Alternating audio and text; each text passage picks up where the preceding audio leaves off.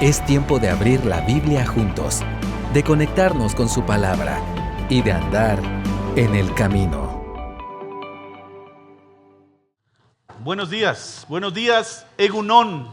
Egunon decimos allá en País Vasco, buenos días, Egunon. Y yo les suelo hacer la broma a los vascos que a la noche dicen Egunov, porque claro, se acabó el día, ¿no? Pero Egunon es buenos días en euskera, hermanos, y de verdad es que estamos muy gozosos con mi familia de estar de vuelta en casa.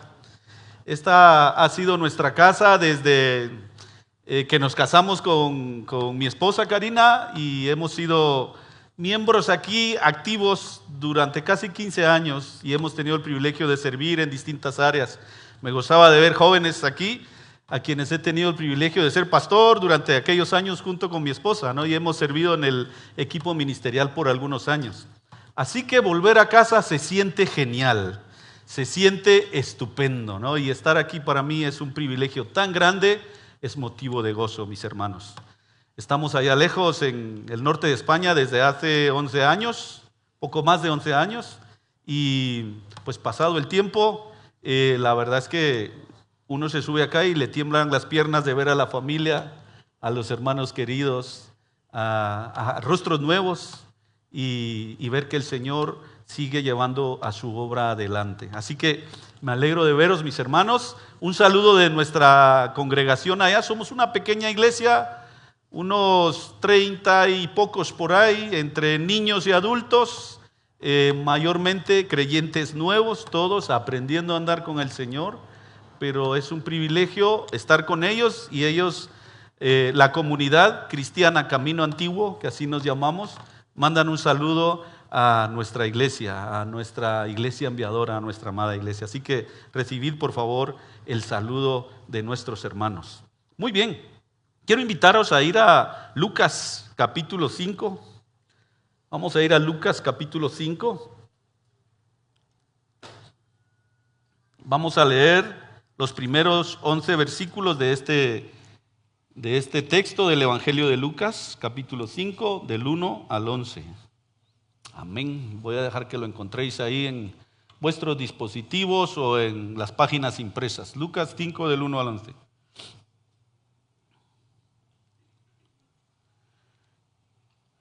Muy bien. Estaba Jesús a orillas del lago Genesaret y la gente lo apretujaba para escuchar el mensaje de Dios. Entonces vio dos barcas que los pescadores habían dejado en la playa mientras lavaban las redes. Subió a una de las barcas que pertenecía a Simón y le pidió que le alejara un poco de la orilla. Luego se sentó y enseñaba a la gente desde la barca. Cuando acabó de hablar, le dijo a Simón: lleva la barca hacia aguas más profundas y echad allí las redes para pescar. Maestro, hemos estado trabajando duro toda la noche y no hemos pescado nada, le contestó Simón. Pero vale, como tú lo mandas, echaré las redes. Así lo hicieron y recogieron una cantidad tan grande de peces que las redes se les rompían.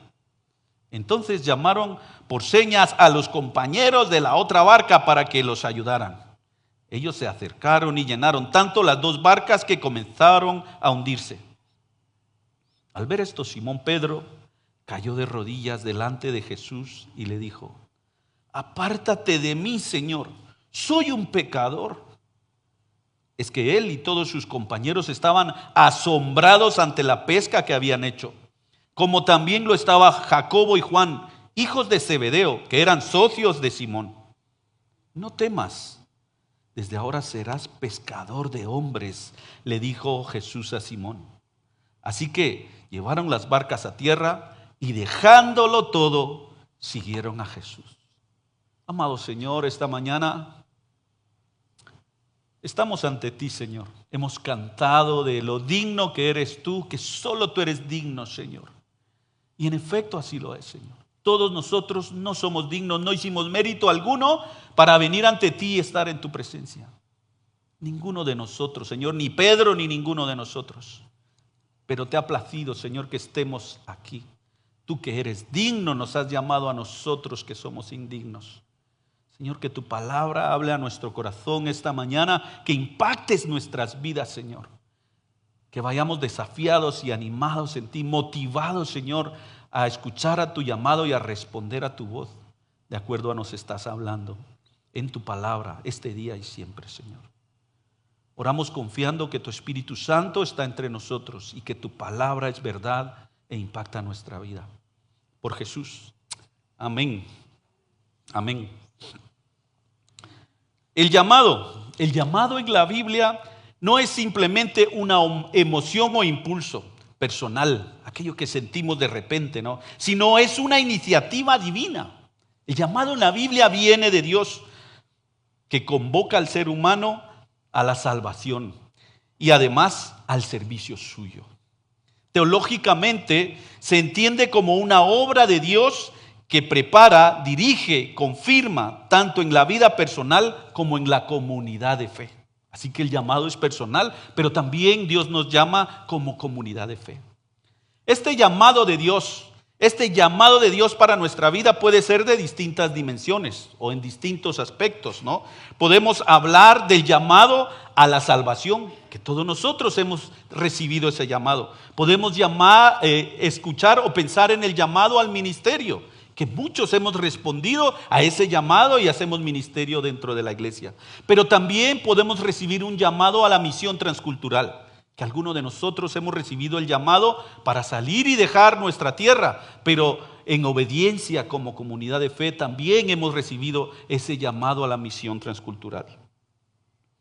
A través de la historia encontramos a personas de distintos contextos, trasfondos muy variopintos que recibieron el llamado de Dios. Muchos respondieron fielmente a ese llamado. Por ejemplo, por mencionar algunos, pensamos en Agustín de Hipona. Agustín vivió su juventud marcada por la búsqueda de placer y el conocimiento, pero también por una profunda insatisfacción en medio de aquella búsqueda. Su madre, Mónica, oraba constantemente por él. Y el momento decisivo para su vida ocurrió en un jardín de Milán, cuando escuchó una voz infantil que le decía: toma y lee. Al abrir la Biblia, leyó Romanos 13, del versículo 13 al 14, donde se exhorta a dejar las obras de las tinieblas y vestirse de Cristo. Ese instante fue su conversión. Fue un llamado que lo llevó a ser obispo, de hecho, teólogo y uno de los pensadores más influyentes de la iglesia en toda la historia. Podemos pensar también en Francisco de Asís. Francisco era hijo de un comerciante rico y disfrutaba de una vida muy acomodada. Tras una enfermedad y experiencias de guerra, comenzó a escuchar la voz de Cristo en oración. En la iglesia de San Damián, frente a un crucifijo, oyó a Jesús decirle: repara mi casa. Y a partir de ese momento, Francisco empezó a construir o a reconstruir aquellos templos que se habían deteriorado. Y lo hizo por algún tiempo. Pero pronto Francisco entendió que lo que Dios le pedía era algo más profundo. Era que ayudara a restaurar espiritualmente su iglesia. Renunció a todos sus bienes, a su riqueza. Abrazó la pobreza y fundó una orden franciscana, inspirando a miles para vivir en sencillez y servicio. Respondió a su llamado. Podemos pensar también más cerca en Martín Lutero. En 1505 cuenta Martín que mientras regresaba a la universidad fue sorprendido por una tormenta. Así que aterrorizado clamó a Santa Ana: ayúdame y me haré monje. Dijo en ese momento. Cumplió su promesa y entró en un monasterio agustino. Allí, en su búsqueda de paz, que no la encontraba todavía hasta ese momento, lo llevó a descubrir Romanos 1:17, que el justo por la fe vivirá. Ese llamado lo transformó en el líder de la Reforma protestante, cuestionando las prácticas de la iglesia y defendiendo la salvación por gracia, por medio de la fe. Y quizá quiero mencionar a uno más, podemos hablar de muchos más, pero hay uno también que me ha impresionado siempre por su fe en el Señor tan práctica: Dietrich Bonhoeffer. pastor y teólogo alemán del siglo XX. Bonhoeffer entendió el llamado de Jesús como obediencia radical. En su libro, El costo del discipulado, escribió: cuando Cristo llama a un hombre, le ordena venir y morir. Cuando Cristo llama a un hombre, le ordena venir y morir. Durante el régimen nazi se unió a la resistencia y participó en planes para detener a Hitler. Fue arrestado y ejecutado en 1945. Su vida y muerte son testimonio de un llamado que exige fidelidad hasta las últimas consecuencias. Como hemos visto, recibieron un llamado específico. En momentos singulares que sus vidas y también en la historia que vivían, el Señor les llamó específicamente y guiados por Dios impactaron el mundo. No solo el mundo en el que vivían, sino el mundo a través de la historia. Y la historia misma da testimonio de su fe y de la obra que Dios realizó a través de ellos, mis hermanos. Pero también puede observarse en cada una de sus historias que no fue un llamado espontáneo, sino en cada una de aquellas historias hubo un proceso, una preparación en sus corazones que los llevó finalmente a ser quienes el Señor quería que fueran. El llamamiento de los primeros discípulos que se menciona en Mateo 4, en Marcos 1 y luego en Lucas 5 que hemos leído ya, nos muestra que no fue un acto improvisado del Señor. Jesús ya había tenido un contacto con ellos, de acuerdo a lo que dice Juan 1. Y ellos habían escuchado las enseñanzas de Juan el Bautista incluso. La decisión de dejándolo todo y le siguieron, que lo leemos en un par de segundos, no fue tan fácil como ese par de segundos. Fue un resultado de un corazón previamente preparado. Un corazón previamente preparado. Así podemos verlo en Juan 1:41 al 42. Dice: Andrés, hermano de Simón Pedro, era uno de los dos que había oído a Juan y seguido a Jesús. Andrés encontró primero a su hermano Simón y le dijo: hemos encontrado al Mesías. Así que Jesús prepara antes de llamar. Jesús prepara antes de llamar, mis hermanos. En Lucas 5 del 1 al 3 dice: estaba Jesús a orillas del lago de Genesaret y la gente lo apretujaba para escuchar el mensaje de Dios. Entonces vio dos barcas que los pescadores habían dejado en la playa mientras llevaban las redes. Subió a una de las barcas que pertenecía a Simón y le pidió que la alejara un poco de la orilla. Luego se sentó y enseñaba a la gente desde la barca. Seguramente era una fresca mañana a orillas del lago de Galilea. De acuerdo al texto, la muchedumbre, la gente se amontonaba, se empujaban unos a otros y quizá hasta había enfado entre ellos de estar ahí empujándose, ¿no? La fama de Jesús en ese momento ya debía ser mayor. La multitud le seguía. Los pescadores que sin duda habían trabajado durante la noche y en especial la madrugada, ahora que los rayos del sol ya calentaban la mañana, habían vuelto a la orilla y dejando sus barcas, los que pescaron habían bajado la pesca y quizá algunos o muchos de ellos poco frustrados solo recogían redes vacías y las limpiaban sin haber obtenido el fruto de su arduo trabajo nocturno. La compañía de Pedro y sus amigos bien podría llamarse Pescadería Zebedeo. Dice el texto que eran socios con Jacobo y Juan, Andrés y Pedro. Se prepara quizá con desdén para volver a casa. Jolín, dirían en España, no pescamos nada. Qué triste, mira, toda la noche tiramos las redes, nos cansamos, nos agobiamos y nada. En ese momento Jesús se acerca a Pedro y sus compañeros en medio de su trabajo cotidiano. Dice el texto que subió a una de las barcas y acto seguido pidió a Simón que lo apartase un poco de la orilla. Quizá el propósito de Jesús era ver el rostro de todos los que estaban allí sentados o de pie escuchando y también que le escucharan más claramente porque se distanciaba un poco. Todos podrían escuchar su voz. Aquello pudo ser en ese momento lo más gratificante después de una dura jornada para Simón Pedro. Aquella mañana no hubo nada de pesca, pero él al menos tenía al lado del maestro lo que podría ser su cúspide de fama y gloria. Imaginaos la multitud. Allí está el maestro enseñando y aquí está Pedro llevando con mucha gracia y habilidad seguramente la barca para posicionarla en un sitio.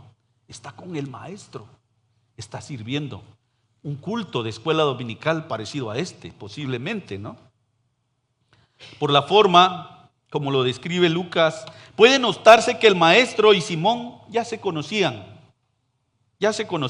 Puede apreciarse cierta confianza mutua. Jesús le pide y Simón lo hace, actúa. No es nada difícil lo que Jesús le pide a Simón en ese momento, solo es empuja la barca un poco más allá. Simón lo hace al parecer de buena gana, quizá cansado, pero bueno, de buena gana al final, ¿no? Aunque aún no hemos llegado al texto que lo dice más adelante, se puede notar que el llamado fue fruto de un proceso previo de preparación espiritual. No fue algo espontáneo y de momento. Dice Juan 10:27, mis ovejas oyen mi voz y yo las conozco y me siguen. Al leer los evangelios nosotros podemos notar cómo los discípulos conocían la voz del buen pastor y estuvieron dispuestos a seguirle. En su libro, La cruz de Cristo, John Stott dice, Dios nunca llama sin antes preparar. La gracia siempre antecede al compromiso. Recuerdo que cuando era adolescente, por ahí entre los 12 o 14 años, mientras dormía en mi cama, de repente en la madrugada, como a las 4 de la mañana, alguien ponía sus manos en mis pies y empezaba a escuchar y era mi madre. Mi madre se levantaba a las 4 de la mañana o antes, yo no me enteraba cuándo, pero yo sentía más o menos a las 4 de la mañana sus manos en mis pies orando por mí, encomendando mi vida al Señor. Mi madre era una mujer de oración que oraba mucho por misiones, intercedía mucho. Y me acuerdo que ponía sus manos en mis pies e intercedía pidiéndole al Señor, Señor, usa a mi hijo. Y yo, claro, dormido, 12 años, diciéndole, mamá, déjame en paz, yo quiero dormirme. Yo no quiero escuchar tu oración a esta hora de la mañana, ¿no? Pero seguramente, mis hermanos, pasados los años, yo puedo ver cómo el Señor en su gracia que impactó mi vida en ese momento, me guió en un proceso hasta donde el Señor ha querido llevarnos hasta ahora. Así que sí, mi hermano, la gracia ha llegado a ti antes que el llamado. El Señor te llama y te llamará, pero habrás experimentado antes la gracia desbordante en tu vida. Ese llamado exige una obediencia radical. El llamado exige una obediencia radical, mis hermanos. El versículo 4 al 7 dice, cuando acabó de hablar le dijo a Simón, lleva la barca hacia aguas más profundas y echad allí las redes para pescar. Maestro, hemos estado trabajando duro toda la noche y no hemos pescado nada. Le contestó Simón, pero como tú me lo mandas, echaré las redes. Así lo hicieron y recogieron una cantidad tan grande de peces que las redes se les rompían. Entonces llamaron a señas a los compañeros de la otra barca para que los ayudaran. Ellos se acercaron y llenaron tanto las dos barcas que comenzaron a hundirse. Sin duda, Simón ve que Jesús está concluyendo el sermón de la mañana. Ya está terminando, como me recomendaron a mí los hermanos allá en la reunión de la mañana, cuando vaya terminando el canto, tú ya te acercas y subes. Yo obedecí y me subí en ese momento, ¿no? Pedro va viendo que la predicación de Jesús, la enseñanza de Jesús, su sermón, va terminando y empieza seguramente a empujar la barca de vuelta, ¿no? Acordémonos, ha pasado la noche pescando. Está frustrado porque no pescó nada, pero está sumamente cansado sin duda alguna. Y estará pensando, bueno, ya se acabó el culto, ya se acabó el servicio, ya serví, ya hice lo que tenía que hacer para el Señor y ahora voy a casa, me tomo una ducha, me como un buen desayuno con frijolitos y huevos y me tumbo a dormir un rato. Todos los aquí reunidos, o quizá la mayoría, hemos experimentado el servicio al Señor aquí en nuestra iglesia. Quizá damos la clase de escuela dominical, Quizás somos los que dirigimos el grupo de estudio, servimos en la refacción ahí abajo, servimos como mujeres, dirigimos la alabanza, ayudamos a transportar a algunos, quizá que necesitan transporte. En fin, la lista de servicios en la iglesia es muy larga. Es muy larga. Y Pedro sabía participar muy bien de esa lista de servicios. Muy seguramente al acabar esa actividad, ese servicio, pensaríamos y diríamos, bien, ahora para casita. Es domingo, vamos a descansar. Como muy probablemente habría pensado Pedro después de servir al maestro en aquella barca. Estaríamos pensando, ahora apaga y vámonos. Pero es en ese momento que llega la voz del Señor. Jesús pide a Pedro que eche las redes otra vez. El mandato de Jesús puede incomodarnos, porque claro, tenemos un plan de acuerdo a nuestra mente, que es el plan perfecto. Pero cuando nos sacan de nuestro plan perfecto, nos incomodamos. Nos sacan de nuestra zona de confort y entonces ya no estamos tan bien. Recordemos, Simón ya hizo la labor de la noche sin fruto alguno, fue directo al culto donde estaba Jesús, diríamos nosotros hoy día, y cumplió con su privilegio de servir al maestro en la barca durante él enseñaba. Ya está listo para volver a casa, pues está muy cansado. Pero Jesús lo incomoda con el mandato, lleva la barca hacia aguas más profundas y echad allí las redes para pescar. Puedo imaginar los ojos de Pedro como platos así. ¿Cómo? Quizá un poco sorprendido, tal vez con incredulidad. Maestro, ¿estás seguro de lo que me estás diciendo? Maestro, dice, hemos estado trabajando duro toda la noche y no hemos pescado nada. Pero como tú me lo mandas, echaré las redes. ¿Sabes, Jesús? Nosotros llevamos pescando en este lago 5, 10 o 20 años. Conocemos cada recoveco de este lago de Galilea como la palma de nuestra mano. Sabemos de los vientos y las mareas. Sabemos el punto justo donde hay que tirar la red. De hecho, nuestra compañía, la Pescadería Cebedeo, se ha ganado el título de pescadería del mes porque hemos hecho las mejores pescas muchas veces. Es decir, Señor, mira, somos expertos en el tema, lo conocemos bien. Pero la respuesta de Simón denota respeto por lo que Jesús le pide hacer. Muestra obediencia, quizá tal vez solo por complacer al maestro. No se pone a discutir con él, pero parece ser que su respuesta deja ver, Señor, si ya lo hicimos, ya no quiero ir ahí.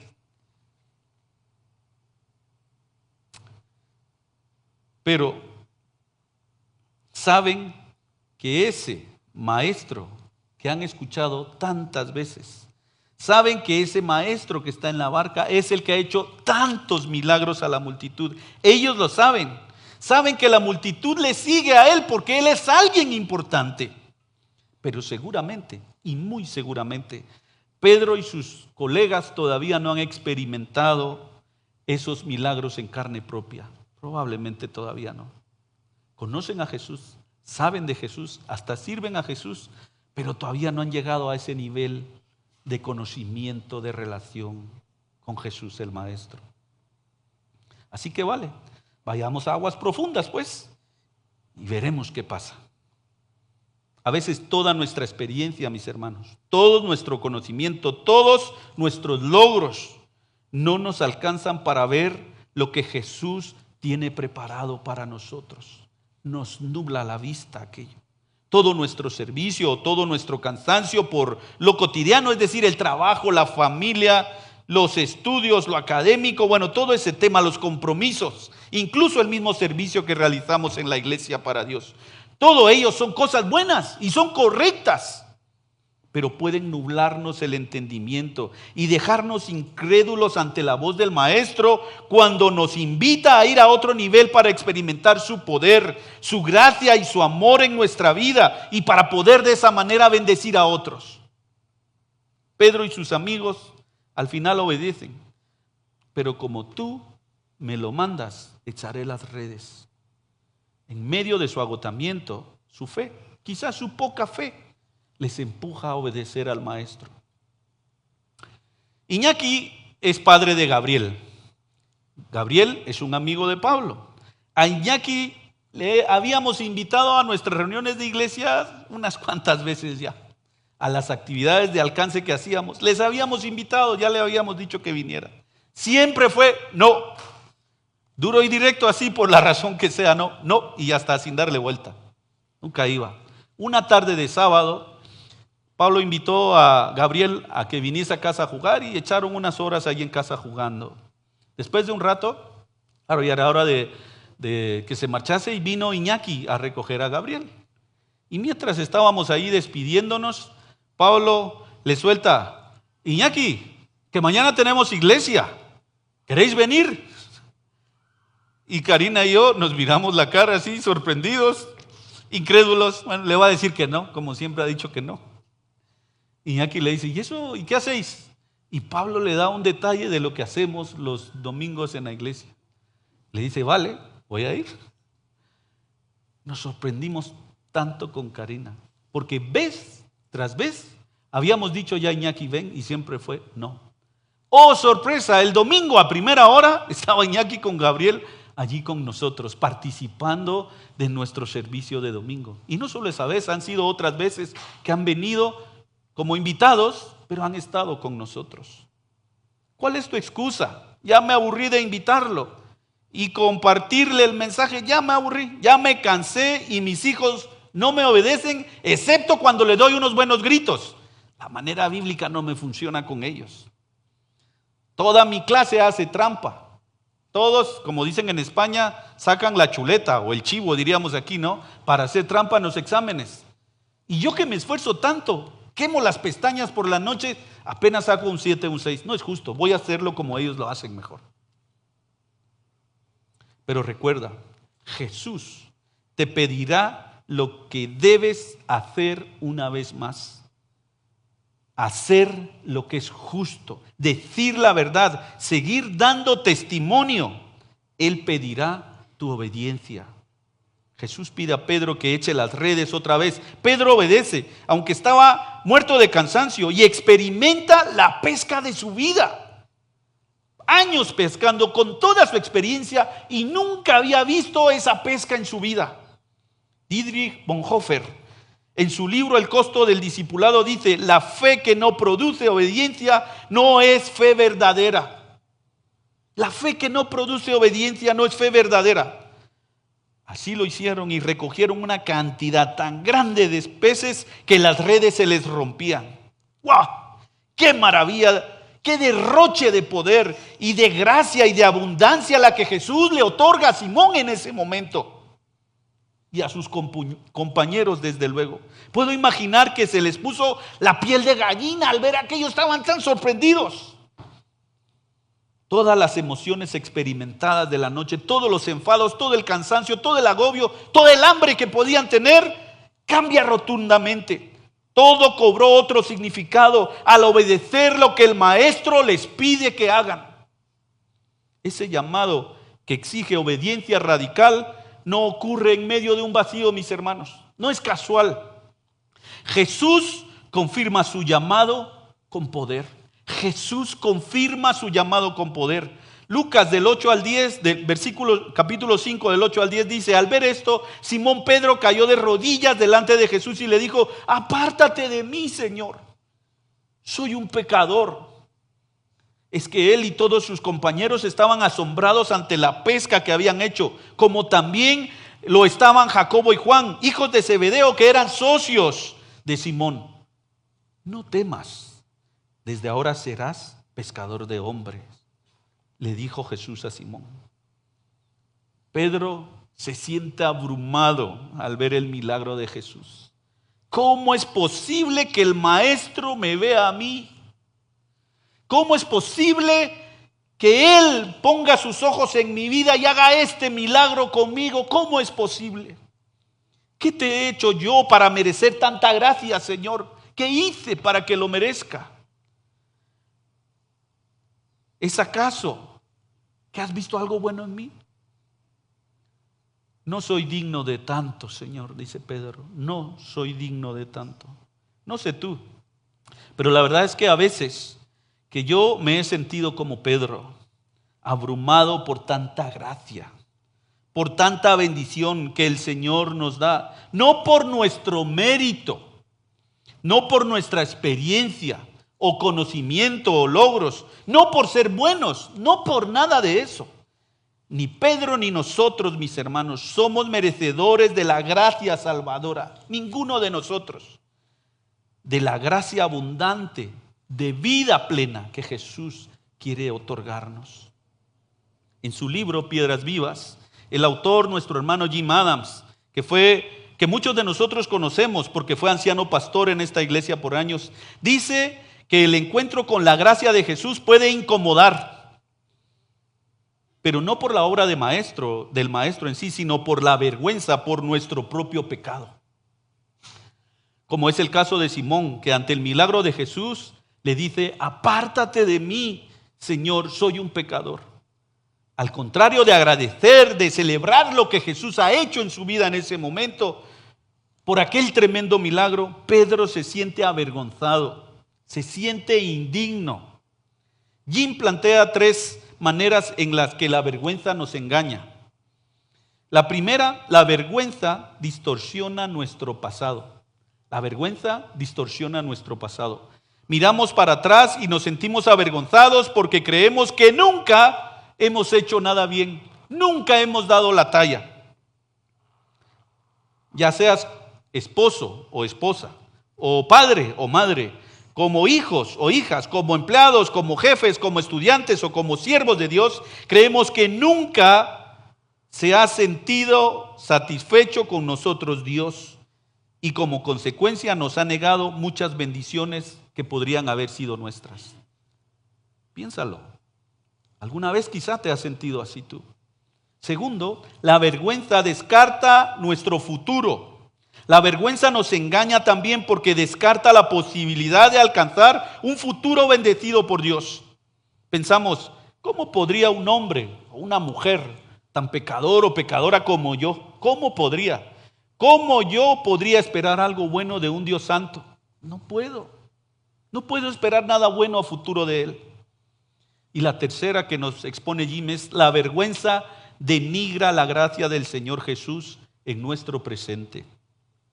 El tercer engaño de la vergüenza, dice él, es el peor. La vergüenza procura convencernos de que nuestros pecados son tan repugnantes que no calificamos para seguir caminando con Jesús. La suma de las 3 D anteriores, distorsiona, descarta y denigra, es la cuarta D, que es diabólica. Cualquier sentimiento de vergüenza que te aleje de Cristo es diabólico en su fuente y en su propósito. Si la vergüenza que tú sientes por lo que has hecho o dejado de hacer te aleja de Cristo, es diabólica. No vayas por allí, no vayas por allí. Pedro reconoce su pecado. Apártate de mí, Señor, porque soy hombre pecador. A veces resuena algo parecido en nuestra mente. No te acerques, Jesús. La suciedad en mi mente y mi corazón es tanta que tú, Jesús, no puedes limpiarla. Yo soy asquerosamente malo. Todo el daño que he causado a otros me impide estar cerca de ti, Señor. Las veces que te he negado con mis acciones y mis palabras ante mis compañeros me hacen indigno de ti, Jesús. Es que yo no puedo. Estoy tan sucio, tan manchado. He sido un cobarde. Yo no puedo, Señor. No me veas a mí. Aunque sé que en la iglesia me conocen por ser un buen hombre o una buena mujer, las veces que he engañado a mi mujer, las veces que le he engañado en mi corazón o le he tratado mal a ella o a mis hijos o a mi esposo, como sea el caso, me impiden recibir tus bendiciones, Señor. No soy digno. Jesús responde con la afirmación: no temas. Desde ahora serás pescador de hombres. ¡Wow! De nuevo la gracia sobreabundante de Jesús, su misericordia, su amor incomprensible desborda nuestras dudas, derrota nuestras vergüenzas. Uno de mis versículos favoritos en la Biblia es Romanos 8:1. Mas ahora no hay ninguna condenación para los que están en Cristo Jesús. No hay condenación, mis hermanos, no hay vergüenza que te aparte del Señor. Y si te sientes avergonzado, no es para alejarte de Él, sino es para arrepentirte e ir al Señor, acercarte cuando Él te llama. El que es digno, lo hemos cantado hoy mucho y me ha encantado porque no hablamos de ese tema con los hermanos, pero lo repetimos esta mañana. El Señor es digno, ese que es digno, ese que se lo merece todo, que es el creador del universo, que nos ha hecho a nosotros. Él es digno y tiene toda potestad para apartarnos. Si quisiera desecharnos o lanzarnos al lago de fuego, lo haría, porque Él es digno. Él, el que sí tiene el derecho, nos invita, nos llama, nos acerca, quiere abrazarnos. Él te ama a ti, Él te llama a ti, me llama a mí. Su gracia. Bástate mi gracia, le dijo a Pablo. Mi poder se perfecciona en tu debilidad. Ese es el Señor nuestro, que nos ama tanto, que nos ama tanto. No temas, desde ahora serás pescador de hombres, le dijo Jesús a Simón. Y son sus palabras para ti esta mañana. Aquel que pasó su vida pescando para vivir, cogiendo pescados vivos para que luego fueran muertos a la sartén o a las brasas. Ahora, en las palabras de serás pescador, Jesús le está diciendo algo que literalmente se podría traducir: desde ahora capturarás vivos, o desde ahora capturarás para dar vida. Jesús le da un cambio a su paradigma, a su manera de entender la vida. Ya no vas a coger peces vivos para que mueran, ahora vas a coger muertos para que vengan a la vida. Vaya. Si hasta ahora has hecho lo correcto, has trabajado duro para ti y los tuyos, te has esforzado académicamente donde estudias, has hecho lo mejor en tu servicio en la iglesia. Genial, genial, estupendo. Sin duda Simón se esforzó por ser muy bueno en su ramo, muy buen pescador para él y para los suyos. Se esforzó seguramente. Simón ya sabe de Jesús, ya escuchó de Jesús, ya le vio, ya le conoce. Ha escuchado su voz vez tras vez en los sermones porque ha estado por allí cerca de él. Le ha servido cuando el maestro lo ha requerido. Pero ahora el llamado de Jesús lo invita a ir a otro nivel, a un nivel más allá. Simón y sus amigos llegan a una encrucijada. El llamado es claro y solo hay dos opciones. Continuará como hasta ahora en su vida cotidiana, en lo que hace día a día, o dejará todo y seguirá a Jesús en obediencia a su llamado. El versículo 11 que hemos estado leyendo, este capítulo 5 de Lucas, nos muestra que un corazón preparado responde con entrega total. Un corazón preparado responde con entrega total, mis hermanos. Así que llevaron las barcas a tierra y dejándolo todo, siguieron a Jesús. Los discípulos, dejándolo todo, lo siguieron. Hasta aquí la pescadería Zebedeo llega, punto y final. Acercan las barcas a la orilla, las dejan. Y aquí una escena impactante de nuevo. Aquellas barcas que navegaron el mar vez tras vez, día tras día, fueron mar adentro y que trajeron alimento y sustento para muchas familias. Esas mismas barcas ahora están sin dueños en la orilla, quizá con las redes vacías, sucias o rotas tal vez por la pesca que acaban de tener. A la orilla del mar, las barcas vacías hicieron su último recorrido. El llamado radical de Jesús requiere una respuesta obediente y radical. Yo crecí en una familia desestructurada. Viví con mis abuelos hasta que murieron. Yo tendría unos 8 años cuando ellos murieron. Mi madre trabajó duro para criarnos a mí y a mi hermana y darnos educación, ella sola. Con todo su esfuerzo hizo lo mejor que pudo. Crecimos en un barrio marginal de la ciudad de Guatemala. Así que te puedo decir, mi hermano, que yo conozco de la vergüenza. Yo conozco de sentirme indigno. Pero tal como el Señor maravilló a Simón Pedro y compañía con su gracia que desborda, lo hizo conmigo. El Señor me ha maravillado con su amor, su favor y su gracia abundante. No porque me lo merezca, porque no soy digno. No hice mérito alguno. Pedro tampoco se lo merecía, no era digno, pero recibía su llamado de salvación, de ministerio y de misión. Todo un largo proceso. Y Él me sigue mostrando a mí y a mi esposa Karina, a mi familia, su gracia sobreabundante, por responder con poca o mucha fe a su llamado día a día. Somos testigos de Jesús y vemos como Él sigue dándonos la oportunidad de participar con Él para traer los muertos a la vida, porque Él lo sigue haciendo. No habrá sido fácil para Simón y la compañía. No es fácil para ti ni para mí ahora. El desafío de Jesús de dejar la comodidad de lo cotidiano para obedecer su llamado no será fácil, nunca lo es. Pero sí que será la mejor decisión que podemos tomar constantemente. Como bien lo ha dicho Charles Spurgeon en su libro Sermones, el llamado de Cristo no es a una vida más fácil. No lo es, que no te engañen.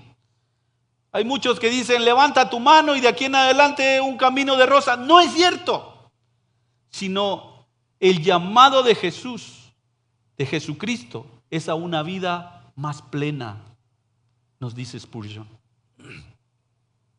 Concluyo, hermanos. Simón, aunque ya sabía, ya conocía a Jesús, aunque ya servía en su ministerio, se consideraba indigno. Se consideraba indigno. Y sin duda ninguno de nosotros ha hecho méritos para reclamar dignidad. Ninguno de nosotros. Pero no cierres tus ojos a las maravillas que el Señor quiere hacer en y a través de ti, mi hermano. No lo rechaces más. No temas, nos dice el Señor.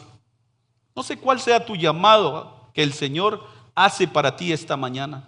Pero sin duda, el Señor te hace un llamado esta mañana. Nos hace un llamado a todos esta mañana. Como decía al inicio, podemos considerar estos tres tipos de llamado. El llamado a la salvación, el llamado al ministerio y el llamado a la misión. Que son uno solo íntegramente luego, ¿no?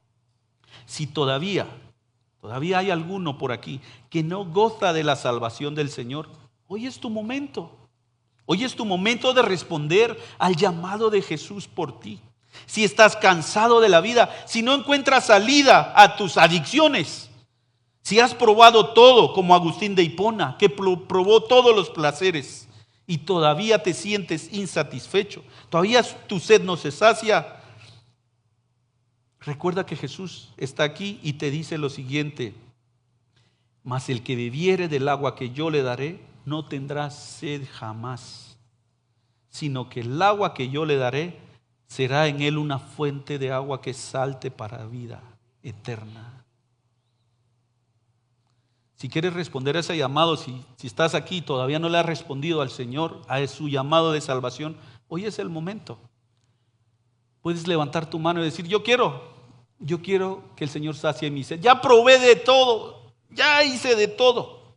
Siempre tengo sed, no estoy satisfecho. Jesús quiere saciarte. ¿Alguno quiere hacerlo? Levanta su mano alguno, si hay alguno.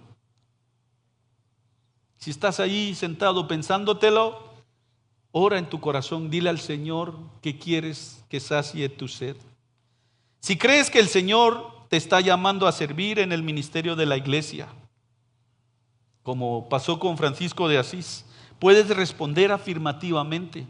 Te invito a que te acerques a alguno de los ancianos pastores o los hermanos que están sirviendo en los diferentes ministerios en la iglesia. Que expreses lo que llevas dentro y dile, oye hermano, oye hermana, sabes, yo quiero servir. Siento que Dios quiere que sirva en algo, que haga algo. Y finalmente, si crees que el Señor te está llamando para servir en la misión transcultural, hoy es un buen día para que respondas afirmativamente a su llamado y que des los pasos necesarios para que desde ahora seas pescador de muertos que trae esa vida para el Señor.